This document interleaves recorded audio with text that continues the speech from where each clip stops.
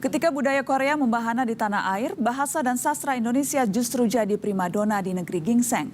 Seorang profesor asal Korea Selatan bahkan berperan aktif mengembangkan sistem pembelajaran bahasa Indonesia di kampus hingga tingkat S2. Ribuan pelajar Korea Selatan telah lulus sebagai sarjana sastra Indonesia. Tami Mauliana menemukan fakta penguasaan bahasa dan sastra Indonesia ternyata dinilai kaum muda Korea Selatan sebagai peluang lebih besar dalam bersaing meraih pekerjaan. Berikut liputan Tami Mauliana dari Korea Selatan. Hankuk University of Foreign Studies, Seoul, Korea Selatan. 아직 미숙한데요. 꾼줄이 있두, 그다음에 멍한빌 쌓야라는 문장 있잖아요. 여기서 멍한빌은 집어가다라는 의미인데요. Kapan saudara akan meninggalkan Seoul? Mahasiswa semester awal di kelas ini sedang belajar kalimat dasar dalam bahasa Indonesia. Kapan saudara akan meninggalkan Seoul? Kapan이 뭐죠? 언제 saudara? Kamu baru awal semester masuk sastra Indonesia. Kenapa memilih sastra Indonesia? Kenapa belajar Indonesia, bahasa Indonesia? Waktu saya masih kecil, bapak saya bekerja di Indonesia. Maka dia sering menceritakan Indonesia kepada saya. Dan saya berminat tentang Indonesia. Dan saya suka Indonesia juga. Bagi para mahasiswa Korea ini tidak mudah untuk belajar bahasa Indonesia. Yang teman saya, yang adalah teman saya.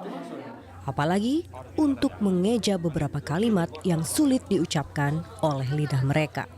Kalimat apa yang paling sulit diucapkan oleh orang Korea? For me, in Korean, we pronunciation like R or K in like sudah or masih. So it's kind of difficulty. Huruf R juga susah. Kalimat yang R. Yeah, I try it. Yeah. Coba roda. Roda. Susah ya? Yeah, it's still difficult.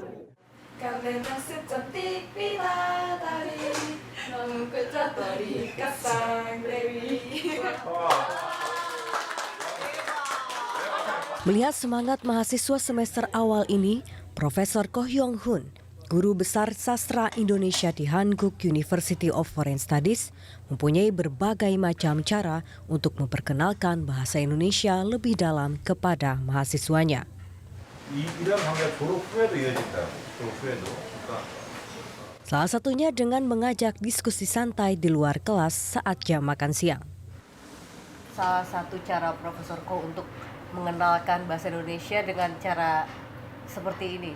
Iya, jadi kami perlu pertemuan seperti ini penting sekali karena dengan cara seperti ini kami bisa berkomunikasi dengan anak-anak murid saya. Karena maksudnya saya perlu tahu nanti kalau lulus mereka mau bekerja di dalam bidang apa dan lain-lainnya. Cara lain untuk mempermudah mata kuliah, universitas di Korea Selatan ini membuat buku aplikasi agar mahasiswa bisa belajar sendiri di rumah. Saya akan menggunakan bagaimana caranya menggunakan buku aplikasi percakapan bahasa Indonesia ini. Jadi pertama saya tekan start, kalau itu muncul 20 pelajaran. Saya coba tekan di stasiun Gambir, pelajaran ke-17. Saya tekan start juga. Kalau itu ada video yang muncul beberapa orang. Amelia, hari sudah sore, ayo kita pulang. Ayo, kita naik kereta di stasiun Gambir ya. Di mana kita membeli tiketnya? Ada subtitle juga kan? Lihat orang-orang sudah. Habis itu saya menjelaskan konten video yang tadi. Jadi pelajaran 17 di stasiun Gambir. 17 di stasiun Gambir 제17과 Gambir역에서입니다. Jika mahasiswa semester awal tadi baru belajar mempelajari kalimat per kalimat, mahasiswa semester 3 ke atas ini dituntut sudah bisa memenuhi tugas sastra Indonesia. Pesannya apa? Message juga ya? Saya ada mantan pacar. Iya. Terus? Saya masih suka dengan dia, tapi dia udah tinggal. tinggalkan saya. Kasihan ya. Terus Saya pengen dia apa orang Indonesia orang Korea? orang Korea. Terus? Terus dia pergi ke luar negeri. Oh. Saya pengen dapat hati balik ke saya. Tapi sangat sulit. Jangan nangis loh. yang paling Anda suka, yang paling Anda suka. Gerimis menampakkan mukaku. Coba diekspresikan. Gerimis. Kayak begini, Pak. Jadi setiap tahun kami mau mengadakan pameran puisi terjemahan ini karena saya kira kalau hanya kita dalam mata kuliah sastra Indonesia modern hanya membaca buku teks itu tidak begitu berarti. Jadi saya menggalakkan mereka langsung coba menerjemahkan puisi Indonesia ke dalam bahasa Korea. Sudah sejak tahun 1964, Hanguk University of Foreign Studies memasukkan sastra Indonesia ke dalam Departemen Melayu Indonesia. Jurusan telah meluluskan ribuan mahasiswa dan juga menghasilkan 80 tenaga pengajar. Peminat sastra Indonesia pun semakin meningkat. Ya, jadi kalau dibandingkan dengan bahasa asing yang lain, bisa dikatakan bahasa Indonesia di Korea luar biasa populer. Kalau mau masuk jurusan kami di sini, jurusan Melayu Indonesia di HUP, itu persaingannya ketat sekali. Maksudnya banyak orang yang mau masuk, tapi hanya diterima 70 orang. Itu berarti setiap tahun di kampus kami ada 400 orang yang ambil jurusan Melayu Indonesia. 그다음에 그 kalimat perintah 명령문. Profesor Koh sudah mempelajari bahasa Indonesia lebih dari 30 tahun.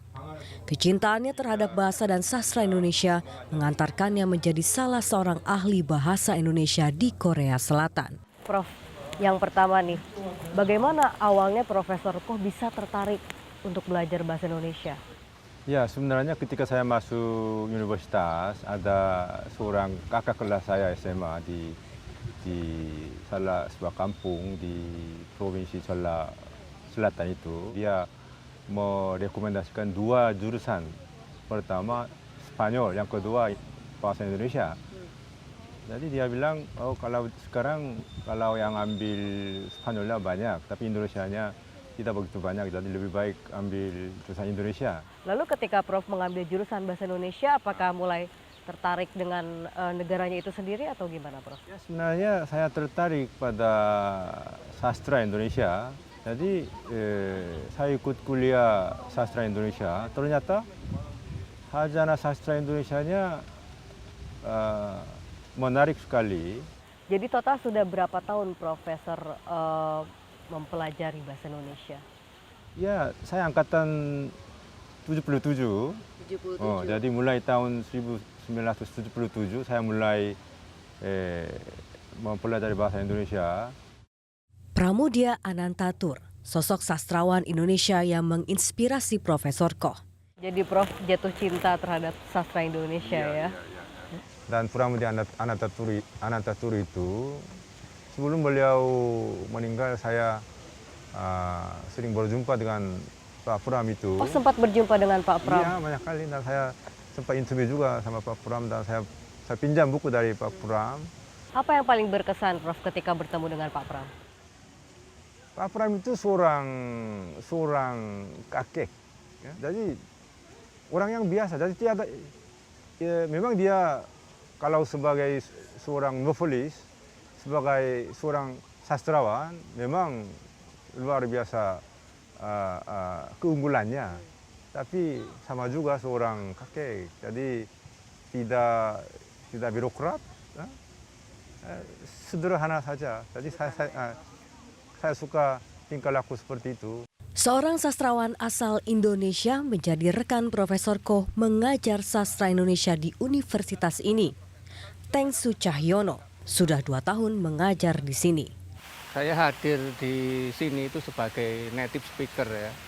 Maka saya memang diharapkan lebih banyak menggunakan bahasa Indonesia. Sastra Indonesia mengajarkan kepada mahasiswa Indonesia saja, ya sebenarnya ada sulit. Ini mengajarkan sastra Indonesia kepada mahasiswa Korea. Kesulitannya di mana, Pak? Ya, kesulitan pertama kan mereka juga baru mengenal bahasa Indonesia ya. Jadi untuk mengenali bahasa Indonesia ini pun juga relatif tidak begitu mudah. Hanya memang karena struktur bahasa Indonesia ini sesungguhnya tidak jauh berbeda dengan bahasa Inggris sebetulnya subjek predikatnya. Maka kebanyakan mahasiswa Korea ini lebih cepat juga berbahasa Indonesia. Jadi lebih mudah. Oleh karena itu kalau ini sudah dikuasai dengan baik, mereka baru belajar sastra. Sastra kan diajarkan pada semester agak tinggi ya. Dan alasan saya atau pikiran saya tentang Tak hanya untuk jenjang S1, sastra Indonesia juga dipelajari hingga jenjang S2 di Korea Selatan. Di antara mahasiswa S2 Sastra Indonesia, Lee Eun-kyung dan Kim Som, mereka mengaku jatuh cinta kepada sastra Indonesia. Perbedaan yang paling bisa dilihat oleh Eun-kyung, sastra antara sastra Indonesia dengan sastra Korea, apa itu? Sebenarnya saya kurang begitu tahu tentang sastra Korea. Oh, jadi lebih tahu sastra Indonesia malah ya? Karena bahasa yang saya gunakan itu saya lebih nyaman pakai bahasa Indonesia daripada bahasa Korea. Jadi daripada saya membaca sastra Korea, saya lebih sering baca sastra Indonesia. Makanya semua pada ngeledekin, wah orang ini orang Indonesia bukan orang Korea. Jadi masuk ke sekolah HOOPS, terus saya mulai belajar sastra Indonesia. Terus saya menarik pada Hairil Anwar dan suka karya-karyanya Hairil Anwar ya. Saya lihat puisi dia, saya suka sekali dengan kata-kata puisi seperti di dalam Aku, Binatang Jalang, kan keren. Iya. Jadi karena itu saya menarik pada sastra Indonesia. Dalam puisi-puisi Hairil Anwar, Alasan lain para mahasiswa ini memilih belajar bahasa Indonesia adalah peluang baru untuk mendapatkan pekerjaan. Semakin ketatnya persaingan dunia kerja di Korea Selatan membuat mereka beralih melihat adanya peluang untuk mendapatkan pekerjaan di Indonesia. Melihat perkembangan bahasa Indonesia di Korea seperti apa hingga saat ini? Sekarang ada beberapa orang niat belajar bahasa Indonesia karena ketika mereka bisa berbahasa Indonesia lebih mudah mendapat kesempatan pekerjaan karena sekarang perusahaan-perusahaan Korea mau ke Indonesia. Dengan itu mungkin bahasa Indonesia akan lebih memperkembangkan di Korea aja. Berbagai harapan pun bermunculan dari Korea Selatan untuk negara tercinta Indonesia. Harapannya ke depan apa, Prof? Untuk khususnya untuk bahasa Indonesia di Korea Selatan. Ya, jadi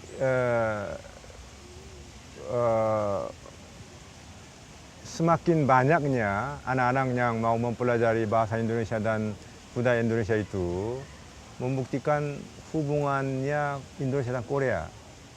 Dan Korea dan Indonesia itu selama ini menjalin hubungan yang begitu baik dan itu pasti akan diteruskannya. Jadi kami berharap Indonesia menjadi negara yang kaya, negara yang maju seperti itu.